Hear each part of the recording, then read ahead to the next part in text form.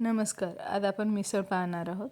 त्यासाठी बघा इथे छान मिसळ तयार केली होती मी. त्याची रेसिपी तुमच्यासोबत शेअर करते. एका कढईत तेल टाकून घेतलं, 2 चमचे तेल टाकलं, त्याच्यात थोडंसं जिरं टाकलं आणि इथे कांदा, लसूण, टोमॅटो, खोबरं हे सर्व भाजून घेऊन याची पेस्ट तयार केली आणि ती पण त्या तेलामध्ये टाकून घेतली. तो व्हिडिओ माझ्याकडून स्किप झाला, म्हणजे मी काढल्यात गेला नाही. आता इथं आपल्याला हे पूर्ण आपल्याला आता इथे शिजवून घ्यायचं, म्हणजे थोडं पाणी आटू द्यायचं आणि तेल सुटेपर्यंत याला पूर्ण शिजवून घ्यायचं. आता हे तेल सुटेपर्यंत आपल्याला चांगलं शिजवलं की आपल्याला याच्यात मसाले टाकायचे आहेत. तर त्यासाठी मी इथे रेडीमेड मसाला घेतलेला आहे, मिसळ मसाला. तर हा मसाला आपण इथे 2 ते 2.5 चमचे टाकणार आहोत. हे बघा आता मसाला रेडी झालेला आहे, थोडंसं तेल सुटलेलं आहे काठाला. आता आपलं हे जी ग्रेव्ही होती ती छानपैकी झाली.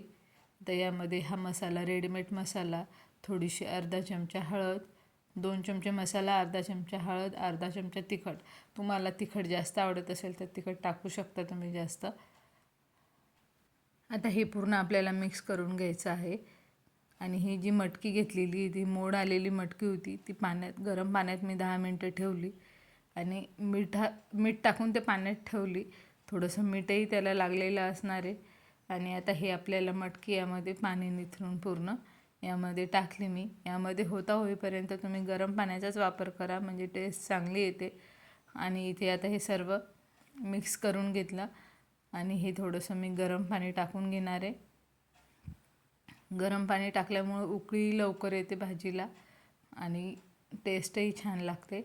आता इथे थोडंसं परत मी पाणी टाकून घेणार आहे, कारण की घट्ट ग्रेव्ही आपण जेव्हा मिसळ खाऊ त्यावेळेस त्याच्यासोबत फरसाण घेणार आहोत, त्याच्यात शेव वगैरे असतात, तर त्याने घट्टपणा जास्त वाढतो. त्याच्यामुळं आता इथं चवीनुसार मीठ, कारण की आपण पहिले मटकी पण उकडताना थोडंसं ते उकडून घेतली त्यावेळेस थोडंसं मीठ टाकलेलं होतं, तर चवीनुसार तुम्ही मीठ टाकू शकता. तर बघा अशी थोडी पातळच रस्सा ठेवायचा, याचा जास्त घट्ट करायचा नाही आहे. आणि आता ही भाजी आपली रेडी आहे. उकळी आली की आपण गॅस बंद करू. छान उकळी आली, आता गॅस बंद करून घेते कोथिंबीर टाकून. कशा वाटतात माझ्या रेसिपी खरंच मला कमेंट करून सांगा आणि लाईक, शेअर, सबस्क्राईब करायला विसरू नका. रेडी आहे आपली मिसळ. त्यात आपण एका प्लेटमध्ये काढून घेऊ. इथे थोडासा चिवडा घेतलेला आहे मी, फरसाण, कांदा बारीक चिरून घेतला, पाव थोडेसे बटर टाकून थोडंसं भाजून घेतले. आणि आता या बाउलमध्ये आता मिसळ टाकून घेऊ आपण. आणि मस्तपैकी पाव पण छान रेडी आहेत. आणि चिवडा, कांदा बारीक चिरलेला, निंबू, तुम्हाला जे आवडत असेल ते याच्यासोबत खाऊ शकता. याच्यासोबत जिलेबी पण खूप छान लागते बरं का, तुम्ही नक्की ट्राय करा. तर मी एवढंच केलेलं आहे. संडे होता, छानपैकी सकाळी नाश्त्याला पोटभर असा नाश्ता केला होता. आणि चॅनलवर नवीन असाल तर लाईक, शेअर, सबस्क्राईब करायला विसरू नका. कसा वाटला व्हिडिओ कमेंटमध्ये सांगा.